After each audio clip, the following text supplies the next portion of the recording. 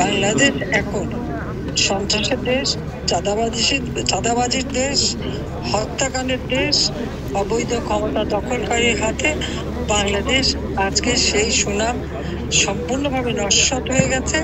বাংলাদেশ এখন ধ্বংসের পথে। সারা বাংলাদেশ এখন চলছে।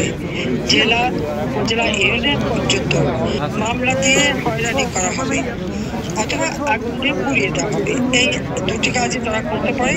বাংলাদেশে কারো কথা বলার অধিকার নাই। কোনো সংবাদপত্র অথবা টেলিভিশন কেউ কোনো নিউজ দিতে পারবে না। চরম মানবাধিকার লঙ্ঘনের মধ্যে দিয়ে বাংলাদেশটা চলছে।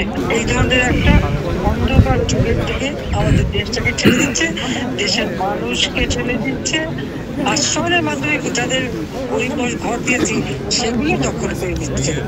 মানে দখলবাজি, চাঁদাবাজি, আসামি হোক আর না হোক সেখানে যে তাদের কাছে চাঁদা দেওয়া নইলে মামলা দেওয়া, মামলাবাজি, চরম মানবাধিকার লঙ্ঘনের মধ্যে দিয়ে বাংলাদেশটা চলছে।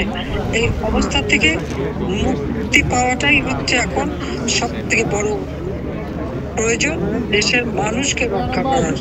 তো আমি আমাদের প্রবাসী যারা তাদেরকে ধন্যবাদ জানাই। তারা যে গণতন্ত্র ফিরিয়ে আনার জন্য, দেশের মানুষের শান্তি নিরাপত্তা নিশ্চিত করার জন্য যে সকল পদক্ষেপ আপনারা নিচ্ছেন, আপনাদের অনেক ধন্যবাদ। বাংলাদেশে কারো কথা বলার অধিকার নাই। কোনো সংবাদপত্র অথবা টেলিভিশন কেউ কোনো নিউজ দিতে পারবে না। সব জায়গায় তার ওই মেটিকুলাসলি ডিজাইনের মাস্টার মাইন্ডের প্রতিনিধি সব জায়গায় বসে আছে। আওয়ামী লীগের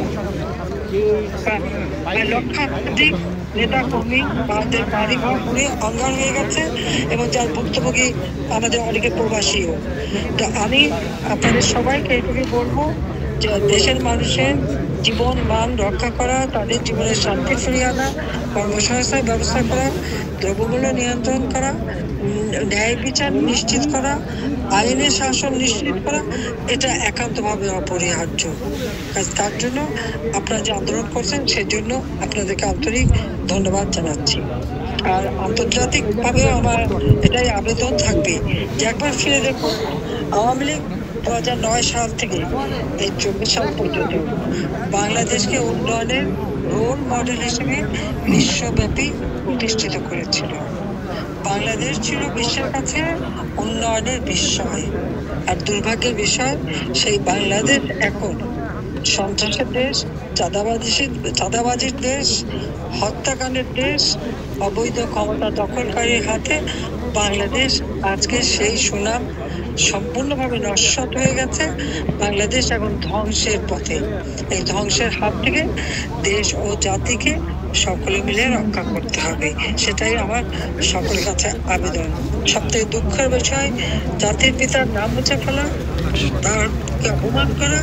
ওই 32 নম্বর আমাদের 2 বোনের ওই সম্পত্তি আমরা নিজেরা ভোগ করিনি, আমরা ট্রাস্ট করে জনগণকে দান করে দিয়েছিলাম।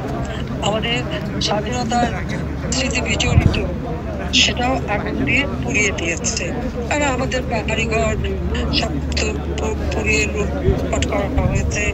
কাজে সারা দেশের মানুষেরই যখন সব কিছু গেছে, এটা নিয়ে আমাদের কোনো আফসোস নাই। আফসোস একটাই, যে দেশটাকে সোনার বাংলা করে তোলার পথে আমরা এগিয়ে নিয়ে যাচ্ছিলাম দ্রুততার সাথে।